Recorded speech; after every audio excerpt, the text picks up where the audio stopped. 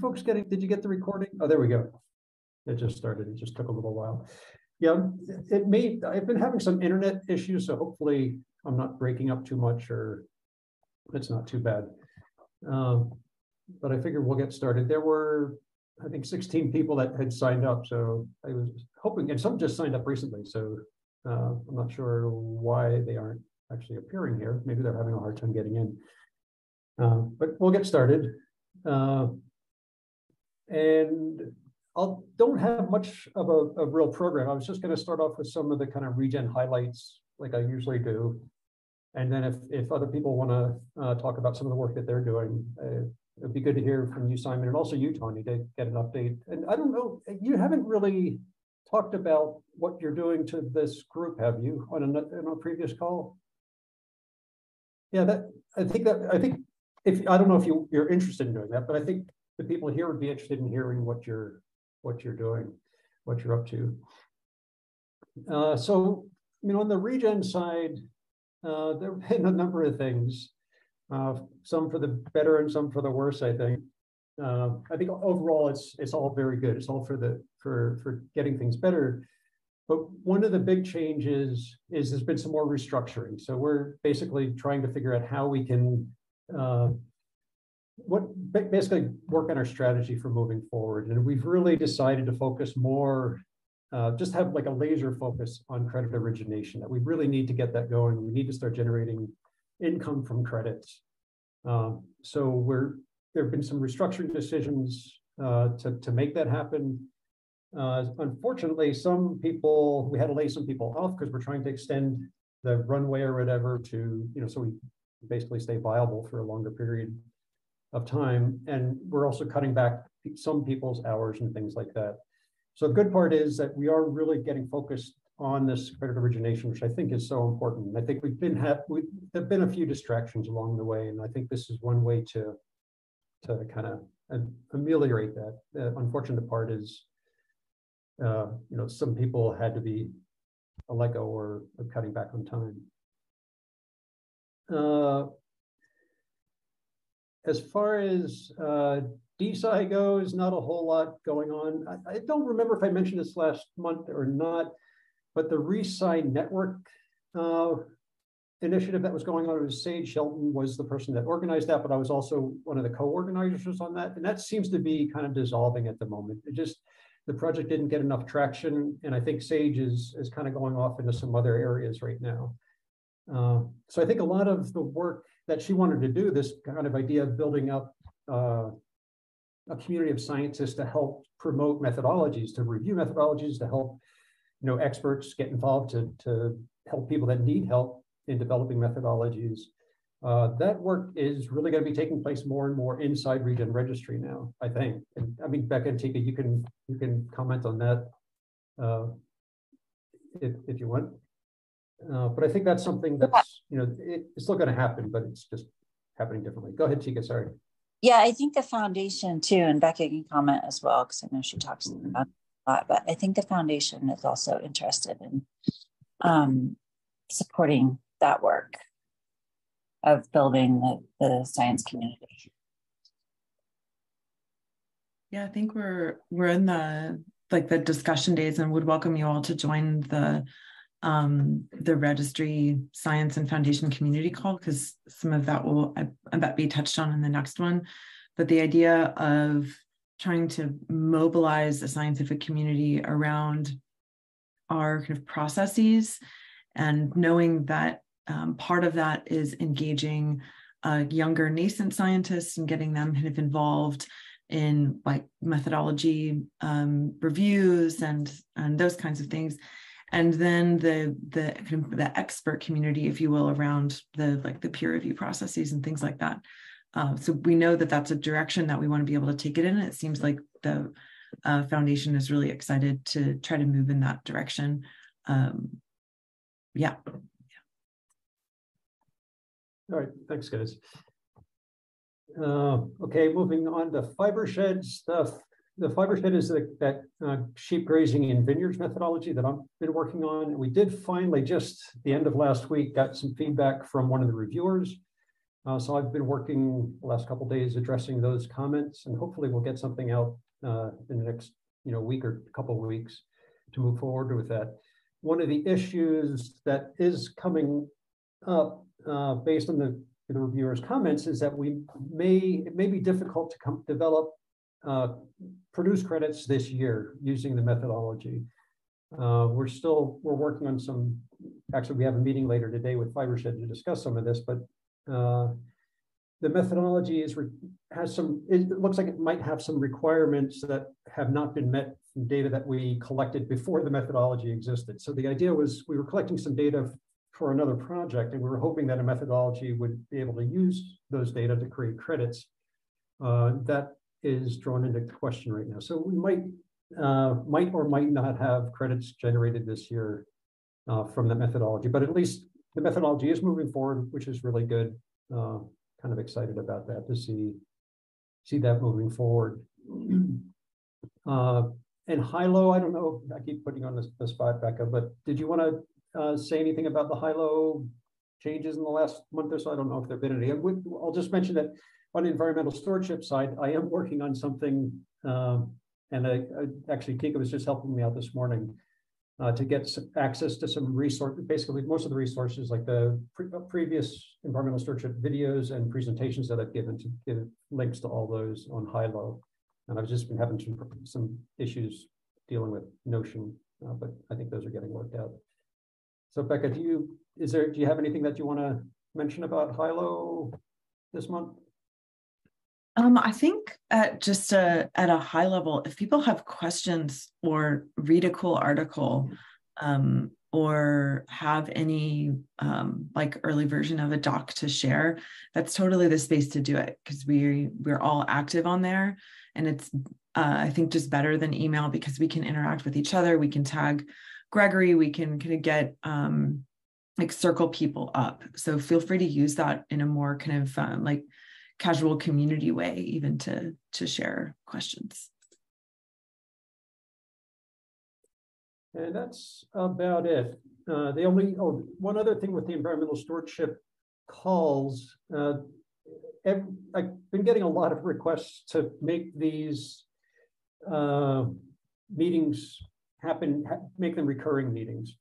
So right now we have 2 time periods. There's an earlier time, which is this time period, and there's also every other month we would have, like next month will be, the meeting's going to be at noon Eastern time. So it's a little bit later. So we're trying to accommodate so people in the West Coast and the Europeans can, join at least one of those. Some people are joining both of those. But what we'd like to do is set up recurring basically make it so it's a recurring thing on your calendar. And I'll try to do that for the next meeting. We'll basically have 2 sets. We'll have a recurring meeting for the early time, which is now this time, and the later time, which is noon Eastern time. And hopefully that's going to work out. My main concern was that when something changes, like for example, if I wouldn't be available to host the meeting, that we'd have to find somebody else, that would be difficult. And it turns out that supposedly it's not difficult. I've never done it, but it's supposedly shouldn't be a showstopper. So I think my reservations might have been they might have been exaggerated. So we'll give it a try and see if it works. If I may point, so that's. Oh, sorry. Yep. No, just concerning the time, like, I mean, I'm not 100% sure where Ed and where Beric and Tony are, but I might be the furthest east, quote unquote. I mean, like the latest right now. It's 3:30 p.m. in France, and to have it later is at least for us Europeans, I think it's a perfectly fine. I mean, because considering that how early it is for people in California right now, so yeah, I would have no problem attending at 6 p.m. our time, 9 a.m. California time. Of course, it's a concern for people in India or in Eastern Asia and whatnot, but in any case, yeah, it sounds all good to me. Yeah, it actually was India was the main at the time. That was we had some colleagues in India that were joining. But this seems to be working out all right. And we do have, some people on the West Coast. Tika's on the West Coast. She's an early riser, though. We often have Howard on his treadmill. He didn't make it this time. I know Howard was one of the people that was kind of hoping that we could move it a little later, but I think the alternating seems to work. But again, if people don't like this for any reason, let me know. And I'm sometimes slow to change, but enough people ask, I'll change. So does anybody have any questions or anything about the just on the regen side? Anything that you want to dive into? Ned, if you could get into a little more details about what you started with, about the sort of more focus of regen now.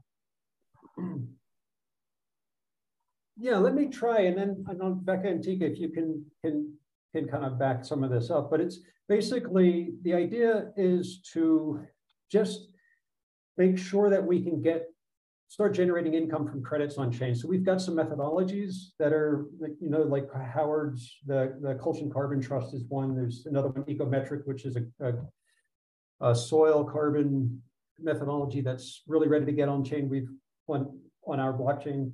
And we've got some others that are coming down the pipeline, but we need to be able to focus more on just that aspect of the company and not so much some of the other things. And that's, someone's trying to get in here. So that's really the way that's my perspective on what these changes are about, it's really just trying to get away from some of the distractions and just focus on getting credits, getting our credits on the ledger, getting some of those methodologies turned into projects and generating credits. I don't know, So and Becca, is there a strategy for this? What sort of approach to bring more on and expand this area a bit? How bringing new people into it or new segments of? My sense is that we're really focused on getting people that are in the pipeline with their getting their methodologies accepted and all that. Yeah, I think it's that. So we have, 6 or 7 projects in the pipeline, and they are, just to clarify, now they're not all carbon focused. We have 2, 3 biodiversity ones. So there is a mix, but the focus is on really developing the rest of the platform and tools, both sort of the internal backend as well as the interface for folks developing these to bring them on chain. So there's quite a lot that goes in with registering the projects, admins, the wallets. Can we make all of this? How can we make this as accessible and easy to people? And stuff that we're talking through is folks that are less familiar with crypto, to have that more something that people can engage more. So really taking the time to say, okay, let's focus on what we have in-house right now. Let's slow down a little bit on bringing new, lots of new projects in, and the ones that are in, maybe coming in, maybe have them be projects that seem a little bit more developed. Our internal team might not have the time to invest as much in like writing a methodology with somebody as we had in the past.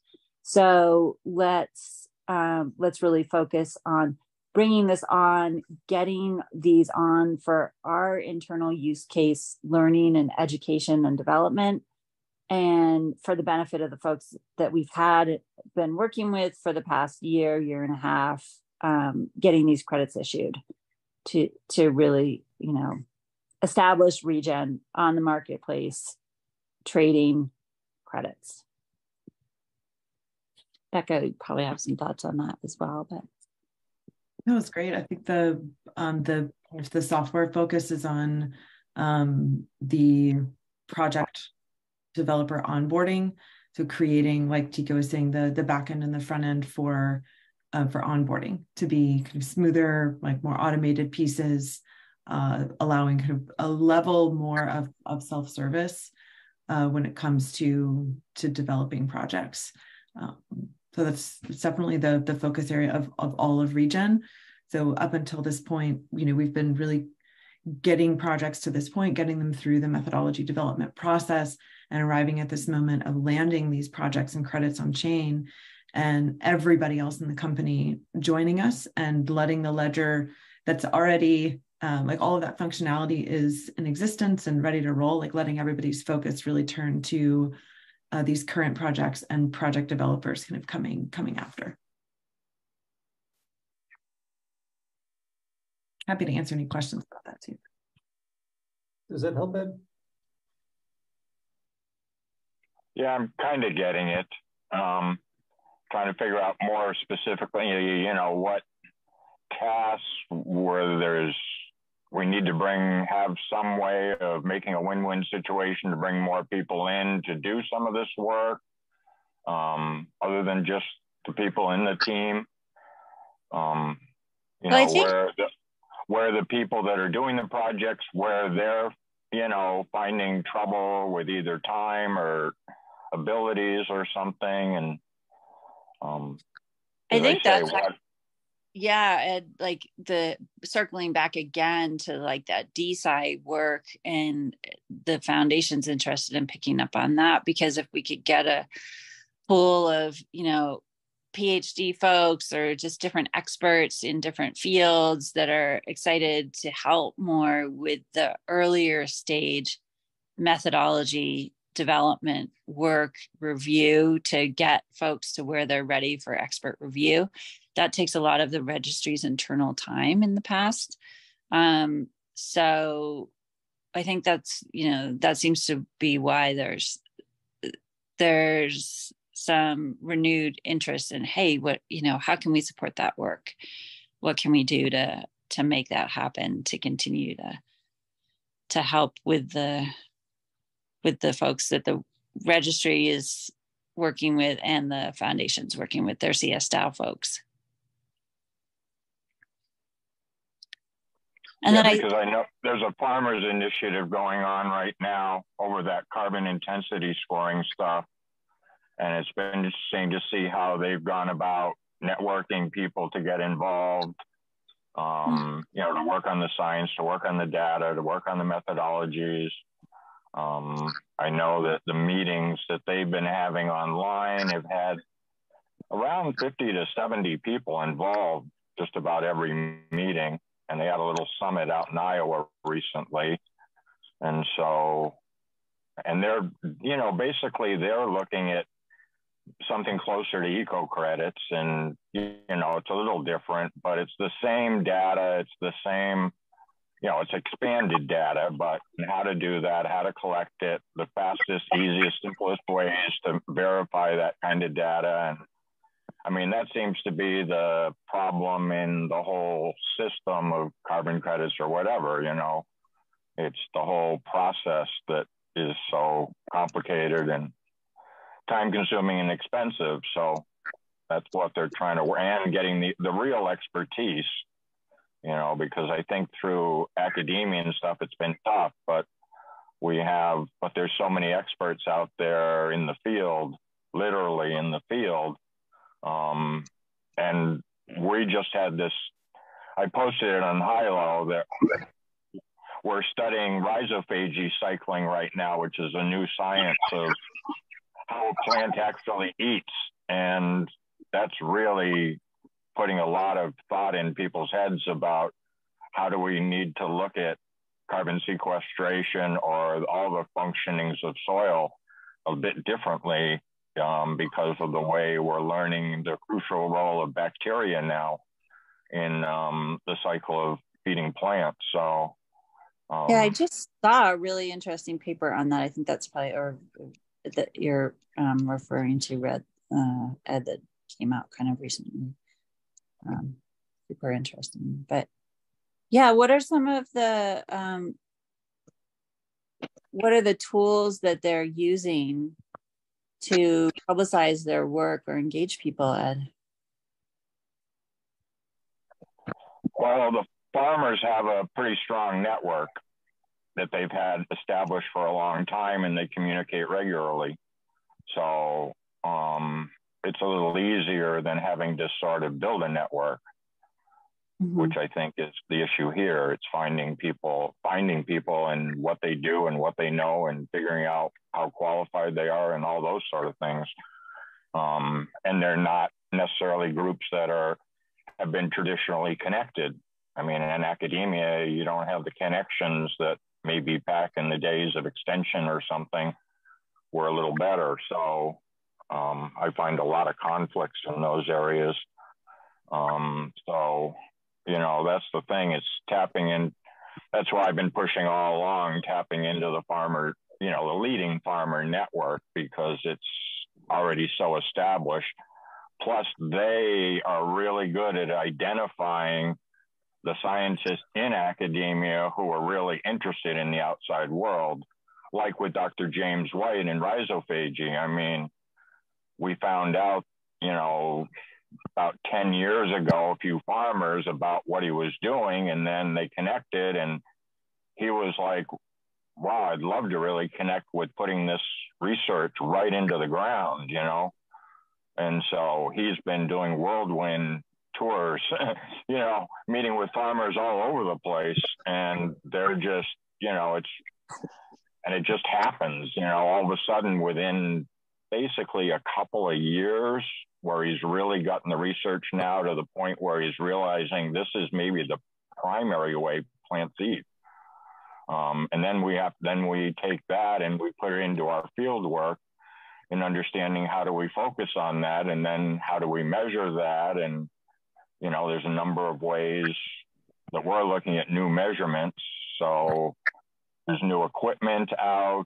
The thing is, all these people they're networked, and they all have their own talents. So they all seek out, you know, they know their little ways to find the newest technology, the newest equipment, the newest science, the newest practices. So, you know, and they have a real reason to do this because it's the future of their farm. I mean, that's what regenerative agriculture is about.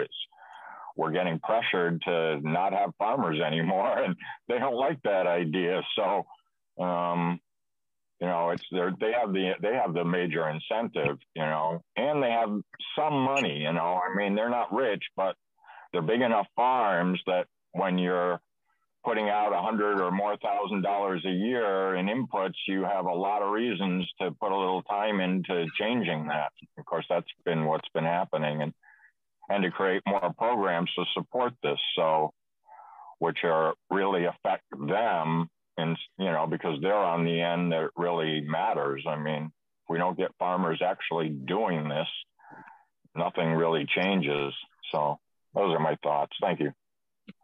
They're great thoughts. That I feel like one thing that over the past 2 years, at least, that I've been with Regen, when it comes to like tapping into existing networks and groups that are already quite connected, is that I think the moment is coming soon where there's something that we can really offer them. But at this point, we're needing to land our use cases and be able to point to the credits that have come from Regen Registry and the methodologies to give them something to do, really. Because we've made a pretty huge shift from the beginning. It was about 2 years ago, from being kind of project developers in a sense in our own right, to into like facilitation and creating the platform and the processes. What I really hope is that, and in a recent meeting when I was it was the Boise Society of Range Management meeting, and what I realized is that, you know, we're in kind of this feedback, learning, observation moment, and then we're going to be able to come out really strongly and say, hey, this is something for you, you know, this group, what have you, and then allow them to kind of have something to do with us. I so appreciate your reminder of these networks that already have a lot going on and that are eager to explore. I think that we'll have something quite tangible to offer them, you know, within this year. That's my hope, at least. The one thing that I see that they're missing is the marketplace that Regen has. And so they're putting together, I mean, they're creating their own methodologies, this and that, you know, verification things and everything. They have places now to put the data. and algorithms to work the data. They're working on all that sort of stuff. But what I haven't heard is how they're going to then put that on a marketplace that has the kind of diversity that like Regen Network has and that they're interested in. And that's been something why I really focus so strong on the work that you're doing, because you have the marketplace and the connections to the interests to that kind of marketplace to be able to put this stuff. And that's the one thing that they don't have. Of all the things, that's probably the one thing they don't have. And if they knew that there was somebody friendly to put this and to deliver this part of the system, that would be very interesting to them, I would believe. I think so. And they would do a lot of heavy lifting on it, you know, and even find support, because they're finding grant fundings too in some major ways, because they're getting around. I mean, they were at the World Business for Council for Sustainable Development. You know, they've been because they're doing such good work, and Regen Ag now and Stewardship is really catching on. It's sort of surpassing Climate Smart Ag now in popularity. It's a really good start right now, really good point right now to really kick that in. You know, the opportunities are there. Well, as I said, I think it's the marketplace that is the one thing that they're lacking, and it's probably Regen Network's strong point, in my opinion. One way that we can really directly engage folks now, which I think is really relevant, thinking about Fibershed, the Fibershed project moving forward, is the public comment period. So right now, for instance, the ERA Brazil biodiversity stewardship token, that protocol is open for public comment. And we actively want to invite folks in to that, not just to offer public comments, but to experience Regen Registry and to review, that content and get a sense for what we're trying to achieve. And so whenever we have methodologies like Fibershed, or we have others coming online, being able to send through contacts, folks that you think that we should invite, things like that we can really connect, use a moment of action to bring people in. I think that's what would be great to do in this kind of midterm moment. So when we have the Carbon Plus Grasslands methodology land, and we have Roots, which is a sequestration grazing methodology right now, but to say, hey, this Regen Ag group, we'd love to have your input on this public comment. We value that input. And then all of a sudden we have more of a connection there. There's something for them to do. So when it comes to Fibershed, I think something that this group could really circle up around is who are the individuals, researchers, orgs in the space that we would want to get involved in a public comment around the Fibershed approach, around a practice-based approach, and really generate a list together so that we end up having kind of a lot of different voices in the room and people really engaged in, invested in, to a certain extent, the success of this work. Yeah, I looked at the Roots this morning a little bit. Was it 18 pages or something of it? Mm-hmm. And I mean, my initial comment would be, weren't a lot of details for somebody from my perspective, or most of our farmers' perspective, to really know. They talked about history of soil testing. Well, what are you testing in the soil? Just some basic things like that, a lot of people will say soil test, but for the average person, soil test is soil test. But when you're really into it, soil testing is massive category that you got to know details, because there's horrible ways to test soil when it comes to regen, like traditional chem soil tests. And then there's all the new ways to really understand soil testing so that it really has the right focus on what you're trying to understand or accomplish. So, or organic matter, I don't know, we always want to know what's the history of the organic matter on the piece of land that you're working. what's the history of that land and what was the native, natural, sort of local organic matter levels that that ecosystem basically had before, or what its potential might be. And so those, when a consultant, let's say, goes out and visits a farm in transition and tries to figure out what their baseline is, what their potentials are, all this, it's how they go about that and how we understand that. And so, as I said, just with a brief glance read through it this morning, if I had handed that off to somebody, they would have probably said a lot of things like, well, there's just not enough for me to go on here to really evaluate it in the way that we need to evaluate it. That's great. So, thanks, Ed. It is the credit class, not the methodology, but let's offline, we can connect and talk more about how to get people engaged on that. I did want to make sure there's time. Is Tawny, were you going to take the floor and share some about your work? Not to put you on the spot, but. Hey, yeah, happy to.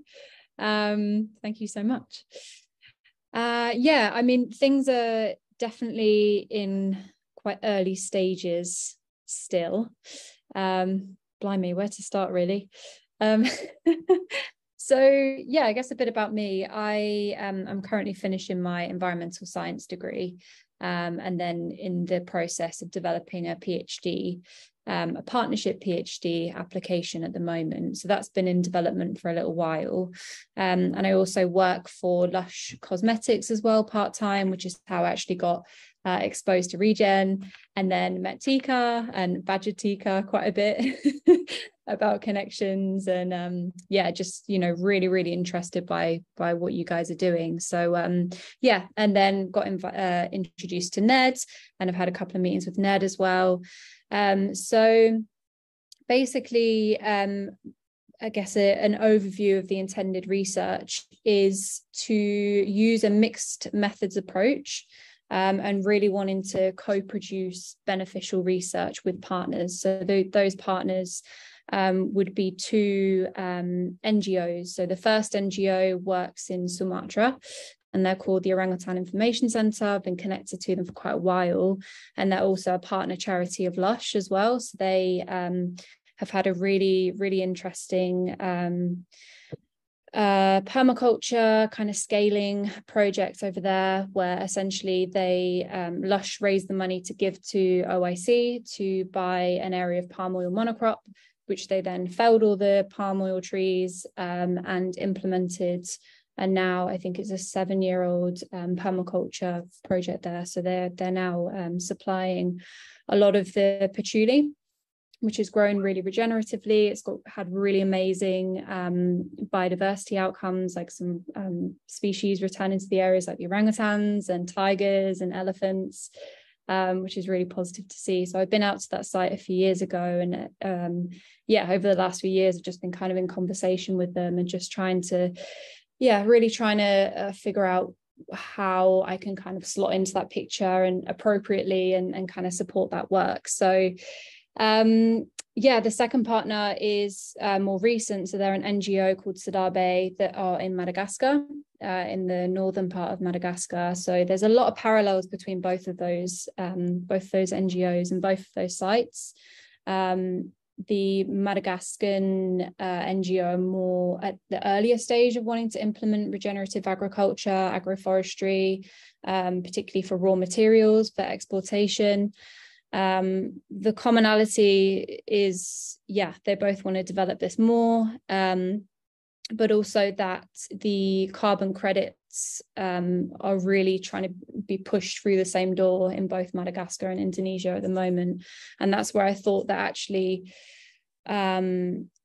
developing the environmental stewardship methodology and like working within that framework could be quite interesting.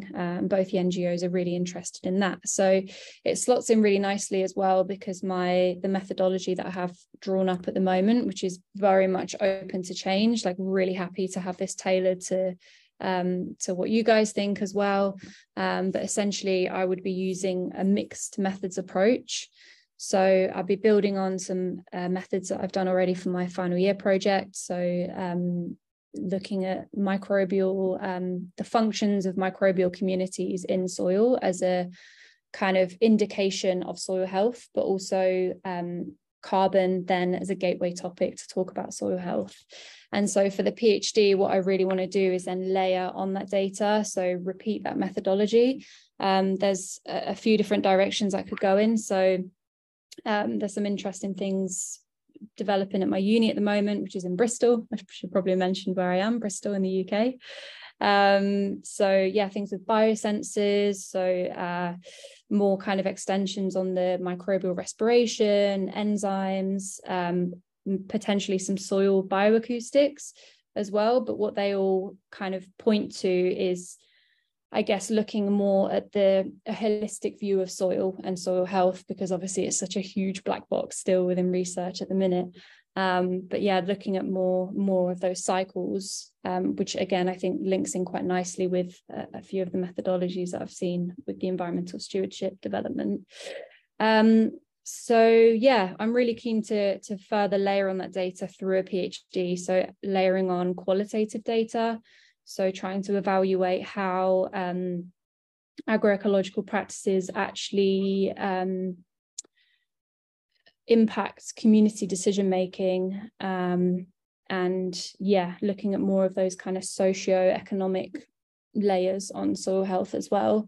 And ideally that would be in collaboration with a local university, which to work in both of those places through a PhD, there needs to be a university partner in place anyway, which there would be.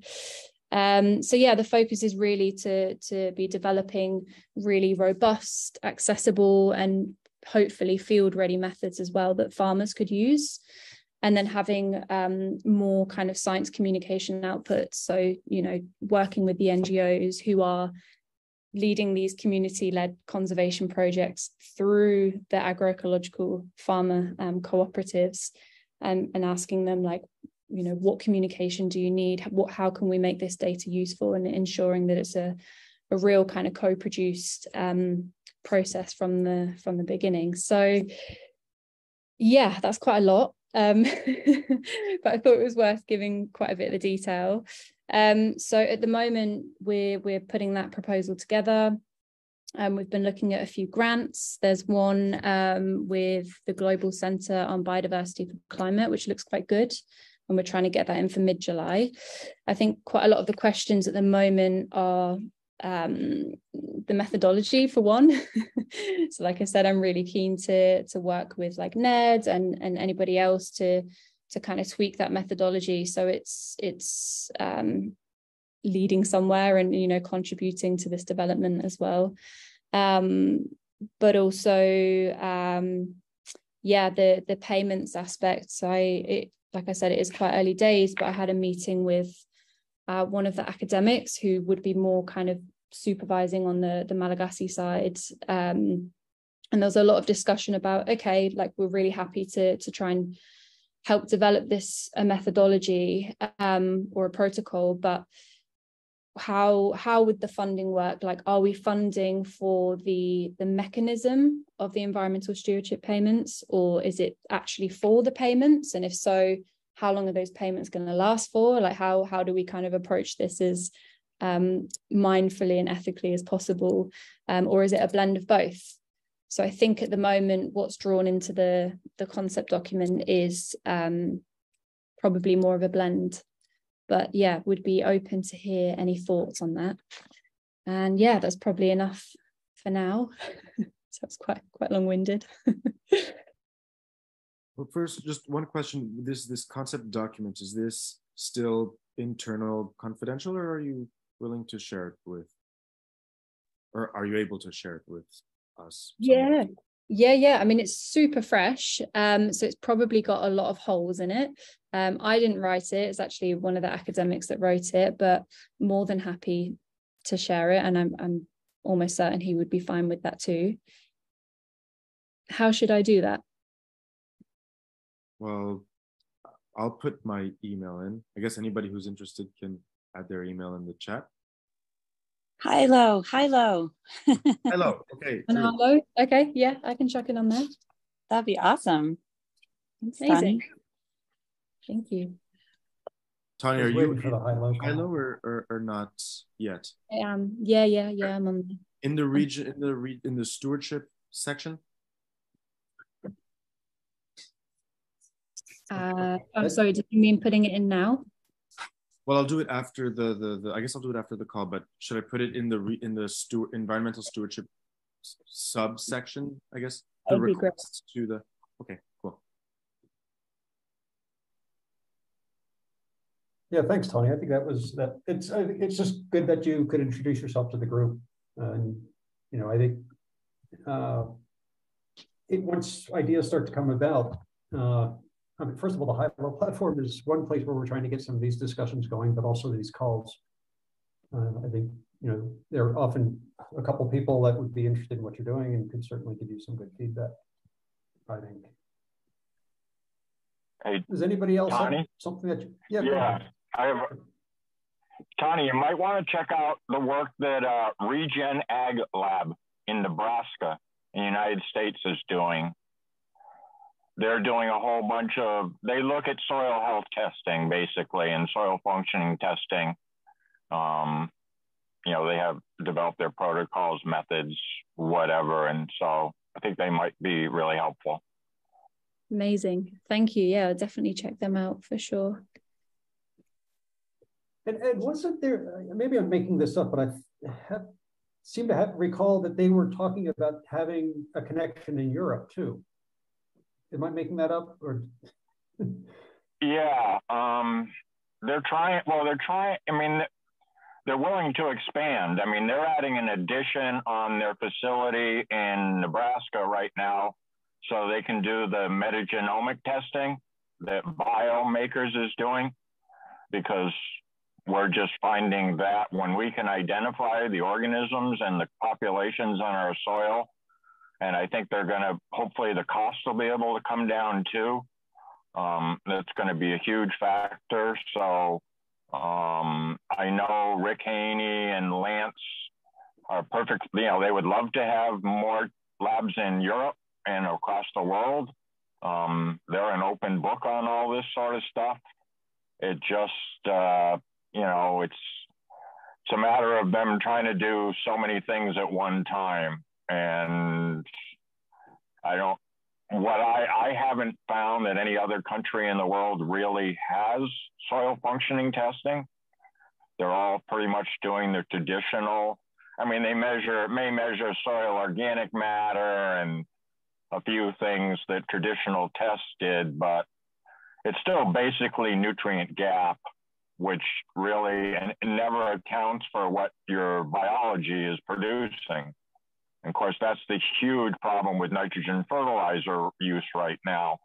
We're adding fertilizer where we don't need it, because when we measure it, we're not measuring what the system is naturally producing in organic nitrogen. So, and now with rhizophagy cycling, the new discovery, there's a lot of nitrogen production that's happening in the root hairs that we never even knew happened. So, and how the plant accesses that. So it's really changing a lot of our understandings about how the whole system works and what we need to focus on to understand that. Because for the root goals, I mean, our two root goals, I guess, is not just carbon cycling, but it's basically carbon and water cycling and maximizing photosynthesis.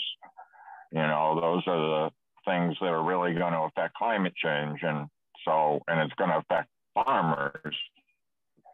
So that's where the focuses are, and that's why we're trying to understand this at a much more interesting and useful utilitarian level than what's been done. So we're hoping, and I think it's going to spread, because they're now able to bring in soil samples from most of the countries in the world. Because of biohazards and all that, they have to get the protocols approved by the country and how it's handled and all that sort of thing. So that's where they're at now. They get a lot more interest. We had consultants over the winter when our farmers consultants were off. They were traveling all over the world this year, and I think it's going to even increase next year. So they're bringing that understanding that soil health and functioning needs to be tested in a whole different way than we had traditionally tested soil. So. All right, thanks, Ed. So does anybody else have anything? Simon or Will, Bert, Donovan, definitely appreciated your comments in the chat, by the way. Sorry you've got this background noise, but hopefully we can continue to hear how things are going and you can engage in the high-low platform. I'm happy to give an update, but if someone else has something to share, I'll leave the floor to them.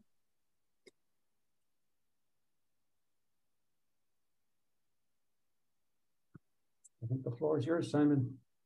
All right. Well, thank you very much, and happy to see you all. It's been a little while, and just like you guys, we're very busy with the technology, some deployments, and not necessarily restructuring, but I guess, yeah, some kind of reorganization or aligning of priorities. And so I first of all want to apologize, I guess, that we haven't been focusing on like working on the comments we had received for our initial methodology proposal that is in high-low for all to see, and echoing a lot of what has been said here today with practice-based approaches, qualitative data, and so on. But basically to try and share quickly, we also, for the sake of getting some revenue, because it's much needed for the project now, we've decided to put our initial paper to the test, as we had spoken about previously, and we've launched a batch of tokens to for sale to support action in the field, gather all the data, and share it on the Econavi platform.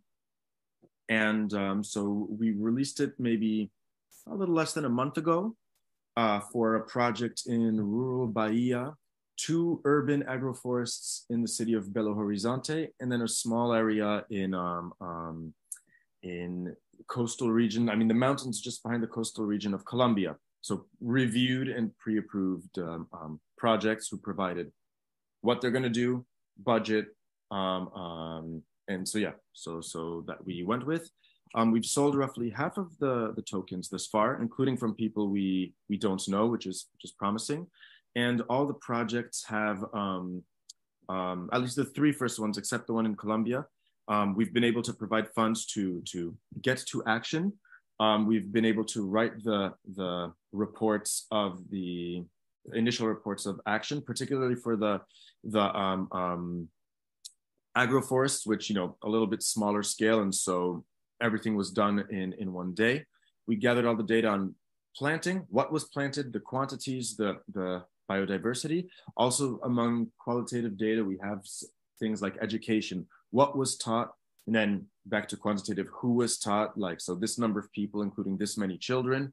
In all of the sort of, image, photo documentation and textual reports are on the Econavi website. A more detailed data set will be shared soon, and this is part of the tech upgrades, because we're going to deploy a dashboard for all the things that have been supported by our token, and also basically all this to say that the experiment is arguably going well.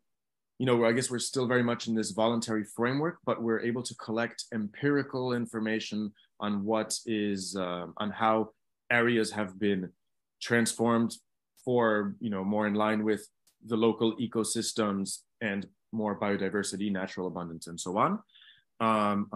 And basically once we deploy the tech, which is a question of weeks, maybe 2, 1 or 2 as short as that, then we'll really hunker down again on the getting serious about all the comments and criticisms we have received in high-low on our initial paper, to work on that and get that moving forward, because once again, with this qualitative practice-based methodology that we are deploying right now, I guess in a test phase, the idea is that it is backed by Regen, and which would make it our methodology and the token all the more richer. And yeah, we're in this together. Thank you for listening.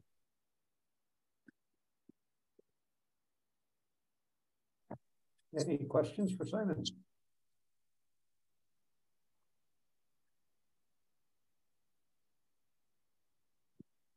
All right, well, actually, go ahead. Well, I just wanted to say thanks for the update, Simon. It's great to hear kind of where you all are at and understand, like we know well the ebbs and flows of when you're doing that deep work and then coming back up for air. So it's just great to hear that things are still moving along. Yeah, and also I do. We haven't forgotten you, and even if we haven't been very, how do you say, giving a lot of updates in the last few weeks or month or so, we're still here and we know where to find you. I actually have a quick question. Is that all right? Fine for me. Cool. Yeah, I just wanted to ask, I know this is like a super fresh question, so sorry if I'm going right back to basics. But how does it work with, if I'm understanding right, so you're developing a methodology at the moment. Mm-hmm. At what point do you get a payment locked in? Like, at what point do you sell the tokens, even though you're still developing the methodology? I'm just really interested in how. Yeah. So we wrote this paper, which or a white paper sort, which you can see on Hilo. I'll send you in Hilo the link. It's in the environmental stewardship section. But this is still, ongoing. But we decided to put it to the test. We're selling the token right now on OpenSea, but also we're making it available that like people can buy it with their credit card, and then we hold the token custodially until they're ready to create a Web3 wallet. Now, like the way we set it up, the smart contract and the let's call it the flexibility of the data is such that we have different, what's the word? There's a technical word for it, like cues or just characteristics. So this will be, for example, the region, the both geographical and the biome, so natural region, all the factors of biodiversity and planting quantities and all this.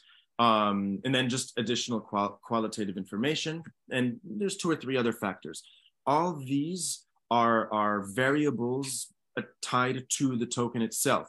And because this information is updated and regularly updated, because the people who are enacting it, who are receiving the funds and who are, giving at least once a month updates are, so provide the data, it's verified, and then it's all pegged to the token. So the token that you buy, which let's say is reflective of, so the area in Bahia, dry land in the Cerrado of inner Bahia, former Mata Atlântica, an area where, there's only, Mombasa high grass, nothing else. They've just planted this many mango trees, this many bamboo, this many eucalyptus, and in an agroforestry setup, this many medicinal plants, and in such a structure. And 1 month later, it has grown as such. These many plants haven't made it. These ones, though, are growing well. And all this information is updated and pegged to this token. So it's like a dynamic NFT, basically. And all that is very technical, techie web programming stuff. Donovan, you could ask your question if you've got a question. Hi, guys. Can you hear me? Sorry for I don't know if the noise is at the background noise. I'm Donovan. I'm from Suriname. I work for the Environmental Authority of Suriname. This is a very interesting thing you said, Simon, because I was thinking about the same idea. Here in Suriname, we have a lot of indigenous tribes that have their own land. and they were talking about making it into an NFT and bring it to the marketplace to get liquidity in for the community. So I'm really interested in how you did the part of the Bahia. So the moment that you shared the white paper, I will. Can I ask you to maybe help us develop such a project in the future? Sure. And also, like this is what's great with the Regen community. I mean, because I guess we have quite a focus on agroforestry, but like if I don't know if you're already in the high-low, but you have a lot of. I just started, yeah. Okay, but there you'll find lots of information, including grants for conservation or methodologies like tokenization of preservation. So there's lots of great resources there, but yeah, also totally happy to speak with you and also how to put it in from practical terms. Yeah, so and it's nice that it's a community effort. So yeah, but. Just another question, follow-up question.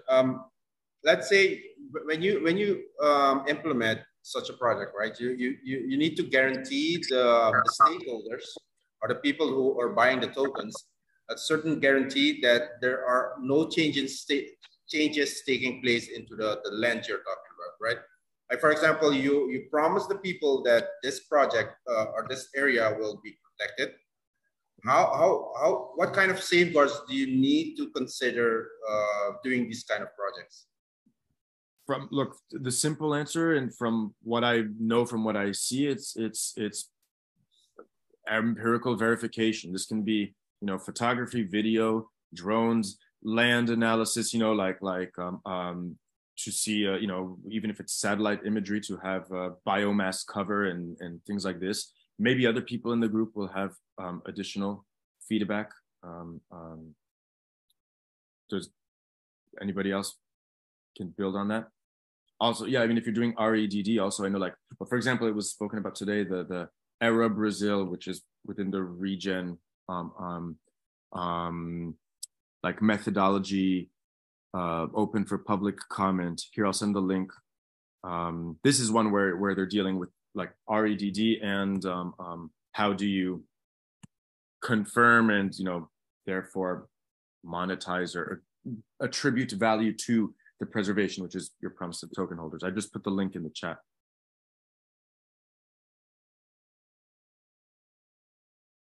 And Donovan, can you put your email in the chat too?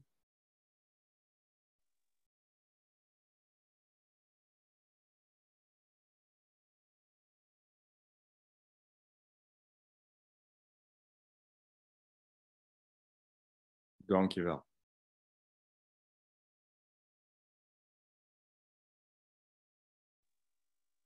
All right, well, I think we're at time, unless somebody's got another question or something that you want to bring up. I'll bring this to a close, and the next meeting will be the later session, which is noon Eastern time, and I'll send out a note probably tomorrow with a link to this recording and a note about when the next meeting is going to be, and I'll try these recurring meetings, and hopefully that's going to work. And if anybody wants to give a presentation or actually something a little more formal, like with slides and things like that, just let me know, and I can kind of note that in the email, and that may attract people that are especially interested in what you're doing. It's all informal, so it doesn't have to be a fancy presentation or anything like that, but just let me know anytime you want to do something like that. It's always welcome. But I guess that's it for now. I'll stop.